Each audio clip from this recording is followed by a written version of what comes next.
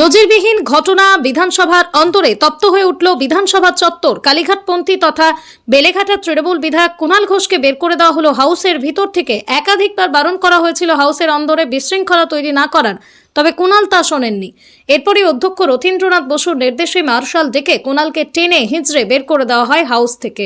একজন বিধায়ককে রীতিমতো ঠেলে ধাক্কা মেরে এইভাবে বের করা হয়েছে, সেই ঘটনা নিতান্তই মনে পড়ে না। এদিন বিধানসভায় বক্তব্য রাখছিলেন ঋতব্রত শিবিরের তৃণমূল বিধায়ক আখরুজ্জামান। সেই সময় কুণাল ঘোষ ওঠেন, তারপর সোজা আখরুজ্জামানের সামনে এসে প্রশ্ন করেন, বক্তা তালিকা থেকে আমার নাম কাটলেন কেন, নাম কাটলেন কেন? সেই সময় আখরুজ্জামান কোনো উত্তর না দিয়ে নিজের বক্তব্য পেশ করতে থাকেন। এদিকে কুণাল ও অনর তিনিও একই প্রশ্ন করতে থাকেন। ধীরে ধীরে উত্তপ্ত হয় পরিস্থিতি, হাউসের অভ্যন্তরে বিশৃঙ্খলা তৈরি হয়।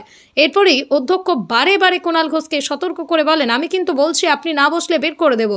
তিনি একবার নয় একাধিকবার সতর্ক করেন, কিন্তু কুণালও নিজের প্রশ্ন করতে থাকেন।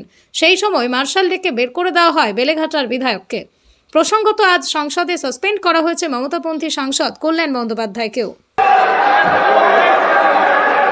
কুণাল বাবু, আপনি যদি না বসেন, আমি আবার বলছি, আপনি যদি না বসেন আমি বার করে দিতে বাধ্য হব আপনাকে।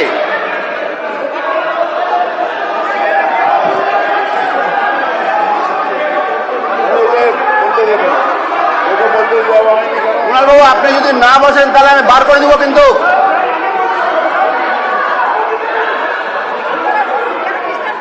আপনাকে কি বলছি, আপনি যদি শুনেও নেই যায় কুণাল বাবু, এর করে দেন হাউস থেকে সাসপেন্ড করে দেন। শুনে বলুন না যে সাসপেন্ড করে দিন। বলুন, আপনি যদি না বাড়ান, আমি আবার বলছি আপনি যদি না বসেন আমি কিন্তু সাসপেন্ড করে দেবো আপনাকে। বার করে দিন তো ওকে, বার করে দিন একদম ইমিডিয়েটলি বার করে দিন ওকে, বার করে দিন। কোনো কথা শুনবেন?